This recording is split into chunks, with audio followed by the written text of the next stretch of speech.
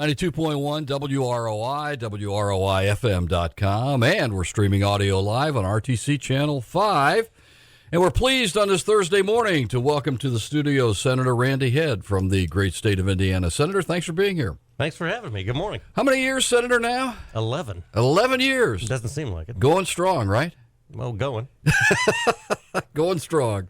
We're going to take a second to categorize the last legislative session, but let's start out with the important things. And of course, last week, the governor signed a piece of legislation I think you wrote or helped write, and that was the MAX legislation. Right. It was a privilege to help write it. It was a tragedy that it had to be written.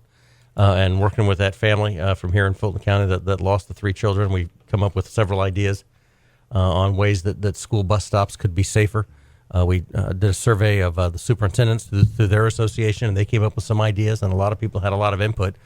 So there are a lot of different moving parts to the bill, but it was a real culmination to be able to have the family down to the governor's office and to meet him and talk with him when he had the ceremony to sign that bill. And it was a very moving experience. What does the bill do?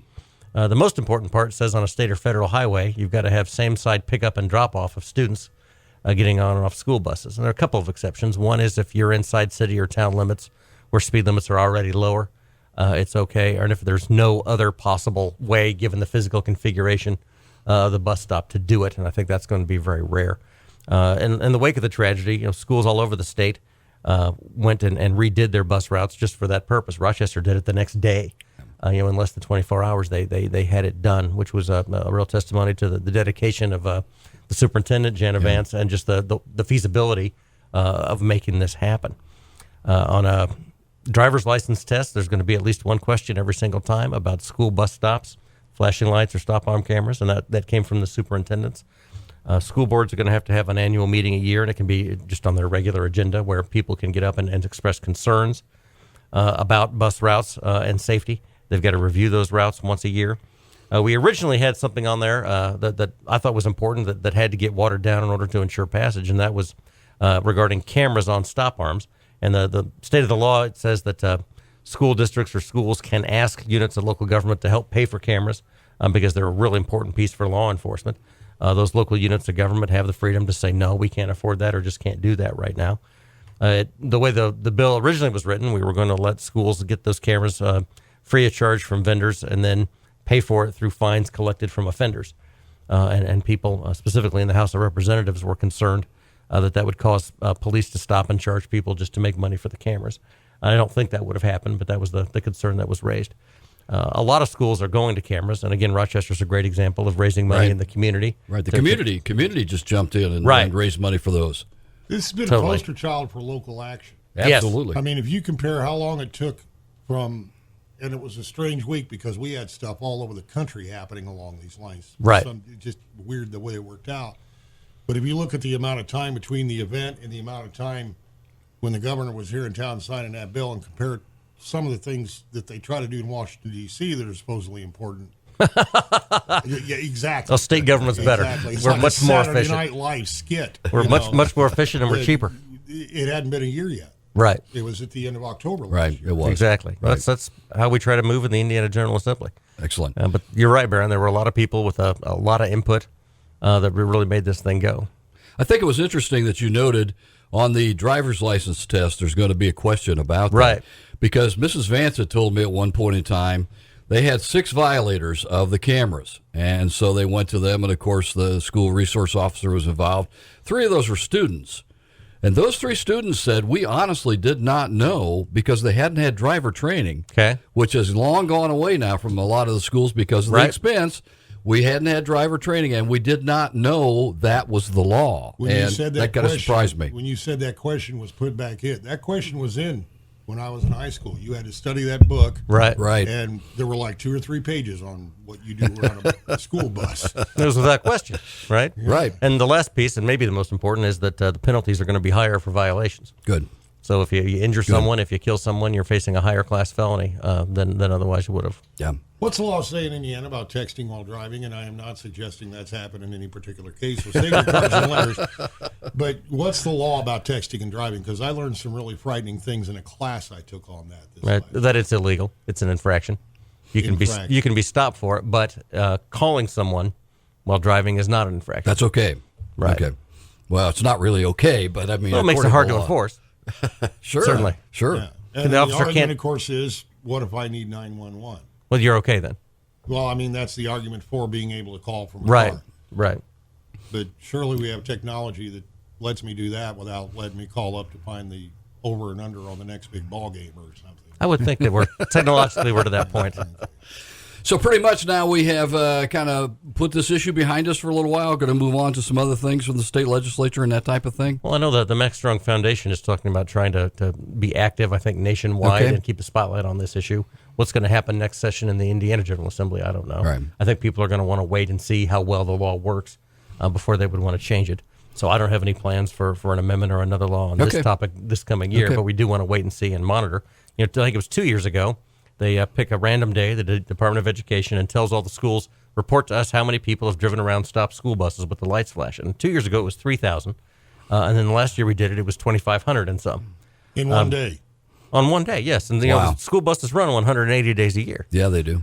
So we've got, there's a lot of work that still needs to be done. Well, and It's if that's too just many. in Indiana, think about what it is nationwide. Exactly. Is kind of the model what we saw with the originations of MAD, Mothers Against Drunk Driving, where we brought knowledge to the situation and then did things, watched and saw how they worked out, And stayed active. and the state Right. act even adjusted where we needed to and so forth. Exactly. Senator, while we're talking about schools, let's talk about schools and school funding and things like that popped up in the legislature this past time. Well, school funding has always been a controversial issue. It was a controversial issue this Right. time. We did put a lot more money into schools. Teachers feel like it's not enough money. The School Superintendents Association, school principals, school boards, school business officials all came to a press conference about the bill, and we're grateful for the amount of money that we had. So it's increased.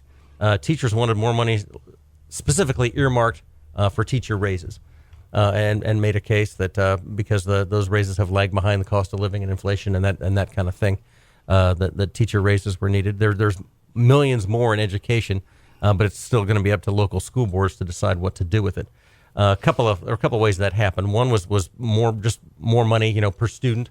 A second way was that we paid off school pension obligations early, and that's not going to have a profound effect here in Fulton County or anywhere in my district because our schools had done a good job of keeping up with those obligations.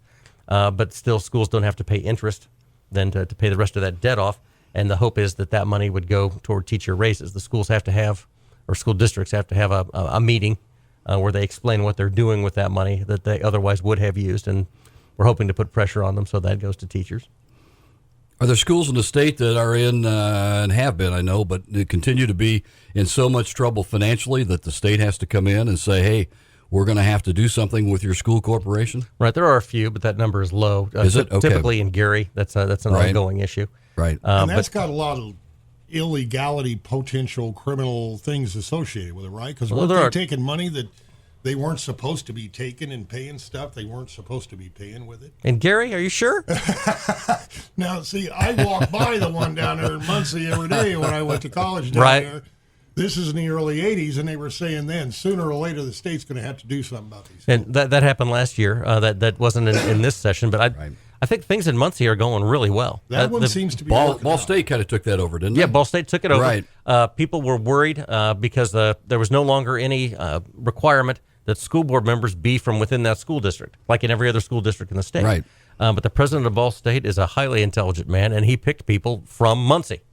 He Okay. might have picked one or two from outside, but they're Right. experts in the area. But the majority of that school board is from the local community, and so people appreciate that, and I think that they're doing really well with it. We hope we don't ever have to do that again.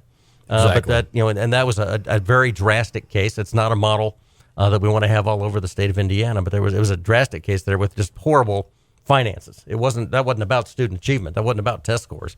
That was about money and where it went, and spending way too much of it. Standardized testing. We have a new system now for the last, couple of years, I Right. guess, or thereabouts. How is that working out?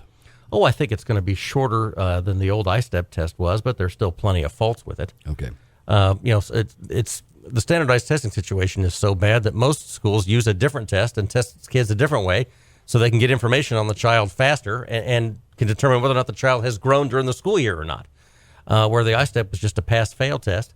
Schools want a test that says, all right, here's a child who passed, but just barely in reading, for instance. We need to get this child some help.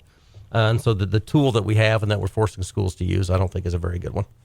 So, state of education in the state of Indiana, would you consider it to be good? Oh, I think we do a very good job. Okay. Our schools, I mean, I tell people, I told the governor at the beginning of the session last year, I don't have a single charter school in my district. Right. People, our parents are happy enough with the public schools that we have in District 18 that they do not feel a need to start a charter school. And he was surprised by that. And I think a lot of charter school advocates are surprised by things like that, but that's the state of things.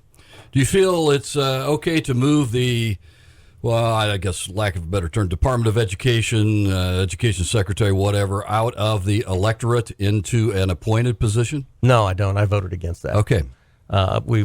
People are very proud in Indiana of their own opinions and their ability to express those, and they feel like they've got ownership of government. I've not noticed. Well No, said. really. Well Right. said. But when you said. can vote for an elected official, people want to do that. And the superintendent of public instruction has been a hotly contested race these last two election cycles. And probably more throughout my lifetime. It gets a lot of attention. It does, and Yes. and for a good reason. And people felt like they expressed their opinion when they elected Jennifer McCormick, the current office holder. And I voted twice against taking that move or taking that office away from the electorate and making it appointed. And by the way, other states may scoff at the notion of Hoosier common sense, but I've got $2 billion in the rainy day fund. What do you got, Illinois? Exactly. Speaking of education, Congresswoman Jackie Walorski has spoken a couple of times here about automation. Our governor, who is not given to wild and fanciful statements, has said that he figures by the middle of the century about 47% of the jobs that we have now will be automated. Some of those will be replaced. But Jackie points out that we got about 10,000 unfilled jobs in this district, the highest manufacturing district in the country. And she says she's hearing from business owners, if you can't get me some workers, I'm going to buy some in the form of robots and automation. Right. And this is a big, big issue, especially in a state like Indiana that relies so much on timber and agriculture and manufacturing. These are the fields where automation is going to have the biggest impact. Agreed. What do we do about this? Because you're not going to create enough new high-tech jobs to take the place of the ones that have disappeared, and you already can't fill service sector jobs much less. Right. A couple of things. We've allocated millions of dollars this year in the budget for training. Training existing workers, training high school students to become existing workers. We've got to, as the governor says, skill up our workforce. We've got to have more people, for instance, who can do advanced manufacturing. And I think when we were kids, we all heard about the time when you could grow up and get a high school diploma and walk down the street to the factory your dad worked at and raise a family of four and own your home and have a great life. For me, it was the place in Peru, used to be Square D. They begin laying off this week. They're going to let 80 people go this week. Yeah, they're moving to North Carolina. Yeah. Those days are gone. And to get a good job, a high-paying job, you've got to have something that sets you apart from everybody else. And that doesn't necessarily have to be a 4-year degree. It can be a certificate. It can be an apprenticeship, job training. But just having a high school diploma isn't going to be good enough anymore to get the kind of jobs that people want to have, and especially not to fill the kind of jobs that are unfilled right now in the manufacturing sector. It takes more skills and more knowledge. Is that where the Ivy Techs of the world come in? Yes, Ivy Tech, Vincennes. Okay. Career centers. I was over at the Heartland Career Center in Wabash County not very long ago, and they're doing just amazing work there, taking kids from several schools and teaching them any kind of vocation that they want to have. It was bigger than I think every auto body shop I've ever been in. And they've got cosmetology, and they've got law enforcement, and they've got medical training.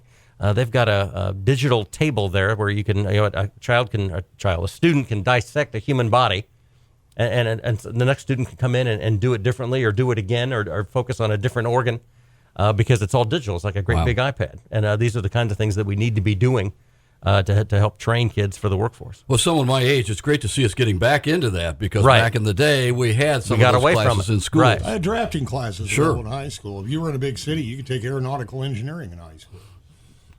But then again, here we come back to training and education. A lot of these jobs will require a 4-year degree. Engineering, especially, will require a 4-year degree. A lot of engineers can write their own ticket. Yeah, that's all these memes I see. Well, why should I go to college when I can get a job, make $15, $20, $25 an hour? And I'm like, you can go to 4 years of college and make six figures, but okay. Point being, though, I started college in 1984 down at Ball State University and got in and out of a year for less than $1,000. In fact, I think it was a little more than $1,000. It was like $1,200 for 1 year. And now, get you a week. Now at UK, you're going to spend between 10 and 15. Yeah, the cost has absolutely skyrocketed. How do we do something about that without telling professors they have to make less than they would if they were, running a video store or something? Gotcha.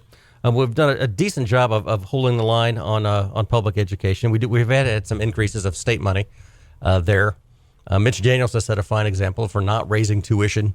Since he got there, and we knew, those of us who had worked with Mitch in state government, and we said, "Hold on to buckle up, Purdue faculty, because it's coming." And he's able to run a world class university and do it without raising tuition. Now, part of that, like Merlin the magician, down right, there. right, and part of that is they have a lot of foreign students there that they charge out of state to, and so there's some controversy there. There's some tension with, hey, well, more Indiana kids would like to go and can't get in because you have to have so many out of state tuition payers to maintain the tuition rate that you have. I think supporting more things like Western Governors University online. We've got a lot of dual credit now. We've actually got a Mitch Daniels scholarship for kids who graduate early. We've got a lot of kids getting college credit while they're still in high school, and those things are more important now, a lot more important than they ever were because of the cost of college. And we've got a low educational attainment in Indiana all around, 4-year or 2-year. And so we've got to get more students going into either one of those. It's going to help Indiana out a ton. And, of course, hopefully without taking on a boatload of student debt, which is also becoming a problem. Right. Well, I talked to a young man this week who's going to be an apprentice with the Carpenters Union. He's not going to have student debt. They're going to teach him how to do it. They've already got him work lined up, and they're going to teach him the trade while he's actually doing the trade and making money. It's a fantastic program. Right. And he's got a talent. He's going to be able to do what he loves and make money right away. But it's because he's not just going out on his own. He's getting the training that he has to get, and I think that's the message that we have to keep pushing out there. The apprenticeship is something that used to be around a lot and then right. went away, and now it seems like we're getting back into it. We need to. I think we're behind Indeed. on things like that. Yeah. State Senator Randy Hitt is our guest this morning on WROI, and of course, Senator, we appreciate your time to visit with us. But let's talk about the fun things now. Let's talk about liquor and marijuana.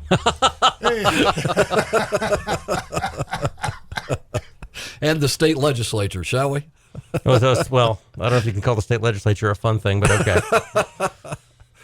We often think of liquor and marijuana when we think of what the state legislature. Well, we can drive you to drink. I understand that. Noon to 8 on Sunday, will that ever change? You see that changing down the line, or will it stay the same? Oh, I suppose it could change at some point in the distant future. It was a pretty big fight, so I think it's going to remain the way that it is. All right. Marijuana, where's the state of Indiana with that? It's illegal. All right. Period. Can do hemp. You can. Well, yes. I wrote the bill on hemp. I thought so. Yeah. And that passed this year. What happened was the federal government removed agricultural or industrial hemp from the controlled substances list, and that's defined as something with 0.03% THC or less. So it's not intoxicating. So if someone wants to try to get intoxicated on industrial hemp, I can tell you a story. Kentucky started doing this years ago. In the first year, they had problems with crop theft. They had to hire guards. They had to put up fences because people wanted to get high and were going and stealing the hemp out of the fields. Yeah. The second year, they laid off all the guards because everyone realized that there was absolutely no point. You might as well be smoking sweet basil or something. Right, right. Probably cheaper. And a lot of that ended up being a good replacement for their lost revenue from less tobacco, yes? I think so. Kentucky leads the nation. I think they've done it in a, kind of an underhanded way. It used to be that you could get a research permit through an agricultural university and research hemp. Well, all the farmers in Kentucky applied for their permits, and they're researching how much money they can possibly make. Where in Indiana, they were doing legitimate research on what are the best conditions, what can we use this for, how can it grow. And to do that research, we don't need tens of thousands of acres. And so we comply with the law, and I think Kentucky didn't. So we're behind Kentucky right now, but I think we're well set to catch up. Some of the best ground for growing hemp is north of I-70 in the state of Indiana. And it used to grow a lot of hemp. Right, we made a lot of rope in World War II. Rope and all kinds of things. Exactly, and you could use it for fiber and car doors. There's a guy that manufactures RVs in northern Indiana, imports tons of it per month, and he's not going to have to import it anymore. This is going to be a good cash crop for our farmers. I don't think it's going to replace corn or soybeans, but it can be a supplement to those. And there's a guy in southern Miami County, Mark Boyer, who grew 12 acres last year and was doing the research and has helped spread the word. He wants to plant 100 acres this year and probably more the year after that. So we've got a lot of common sense regulations in place. We're going to submit our plan to the federal government for approval. Farmers and processors and handlers will have to get a license once a year. Police can come onto your land and they can test that crop to make sure it's hemp that you're growing and not anything else. You've got to GPS your field and give us the coordinates. There'll be some other common sense things that are going to go in there. We've funded the state police to purchase 3 machines to test the quantity of THC, so we can test your crop and make sure that hemp is what you're growing. But really, the sky's the limit for us, and Kentucky has shown us that. You got rope, you got CBD oil that you and I were talking about earlier, fiber for car doors, for food. There are lots of different uses for industrial hemp. A lot of the stuff we're throwing into the ocean now that never, ever goes away, we can make that with hemp. Right. And it will go away. Yes. And if Moby the Dick swallows it, it's not going to kill him. Right on. Medical marijuana, is that in our future? There's some states that have legalized medical marijuana. I think a lot of times that's a pretense for recreational marijuana. California, for example, says they have medical marijuana, but if you go to a dispensary and say, I feel sick, you get a prescription. He's a guy named Lyle, and he's got a long trench coat on. I've got an acquaintance of mine who is an advocate for recreational marijuana, went to one of these just to check it out, and they said, do you want to see the doctor? We said, no, we'll go see him. Well, what's wrong? Well, my knee hurts. Okay. And that was the extent of the physical exam. I hope we don't ever do that in Indiana. Right. There are some drugs, 2 or 3 drugs the FDA has approved with THC in them. One is for people with cancer who are just in incredible pain that have no other remedy, and there are 1 or 2 other ones. So there are some ways for people to get medicine that they need. But the tension there is always there are so many people that are going to say that they need quote unquote medicine that don't need it. Okay, now just to play devil's advocate. You would never do that. No. Same story about booze. People say they want it for medicine, but right. And the answer is going to be, well, whether you know it or not, it's my choice, or it should be. And we got a problem with opioids right now. And a lot of people are saying, and I've heard this not just, guys out on the street. I've heard this in intelligent conversations, and they say, yeah, you tell me you don't want me to do what they do in Colorado, but you would rather a company make a pill that they're going to charge me for when I could grow this in my basement. And I'm getting the same thing out of it because I do have a sore knee, or I am a disabled veteran, or whatever. Right. And I know this sounds like I'm trying to get you to I got you. drop it out of an airplane, but I mean, no. There are counter things to that. There are a lot of other ways to deal with pain as well, and we've got to be careful about that because of the opioid crisis. Is it still a crisis? Oh, yes, okay. Absolutely okay. It is. If someone needs medical attention, I would much prefer to see that going through the medical profession, going through a nurse practitioner or a doctor, than self-medicating. I mean, I think you're going to end up, by and large, with a better result. But I also saw what happened to the price of insulin over about 8 years. There's a problem. So, yeah. I agree. Are we going to see Hoosiers going across the border to Michigan here pretty soon? You will. Yeah. Pretty soon? That was the strangest thing I ever saw. Right. I was not used to stopping into convenience stores that, had a couple of candy bars and sodas and then had 2 walls full of paraphernalia. That was just weird. And that's right there on the border. Right. And all that stuff's still illegal in Indiana. There'll be criminal cases that'll get filed here. Yeah, I bet. So to buy it there and bring it back across the border is illegal? That's right. Okay. Totally. Okay. Buying it there is legal there. But having it here is illegal here. Right. And still is. Okay. So we know. State Senator Randy Head is our guest this morning. Senator, overall, how would you characterize the last legislative session? It was a tough one. I was more exhausted than any other session. It took me longer to recover afterward. But it was my first session on appropriations, so I got to help put the budget together. I was able to trim over $20 million out of our Senate budget proposal, which I thought was a good thing. All in all, we've got a good product. We've got a good budget. We've got the reserves that we need in case there's an economic downturn, enough to run the state for about 6 weeks. Okay. And that's not sustainable. There's no fund that keeps putting money into that. It's there just in case. Everyone's got an idea about, hey, we should spend it for this and that. Well, if you spend it, it's gone. It's gone. And when I was there in 2008 when we had the recession and cut it close, but an honestly balanced budget. We were doing some things we need to do with the Department of Child Services, and that was a top priority. Education got more money, and I understand that a lot of educators feel not enough, but better than it could have been. And I think that we're making progress on these fronts. So all in all, I think that the people of Indiana got a really good deal out of the legislature this year. Do we have any kind of an update on the 31 bypass upgrades? I'm trying to figure out where, they're talking about making 31 a freeway, and freeway is the word they use. Well, if you're going to close any crossings, which ones? And I'm not able to get an answer on that yet. It's still down the line, I think, somewhere. And does NDOT have the money to finish that project? It's there. Okay. I was just curious about that.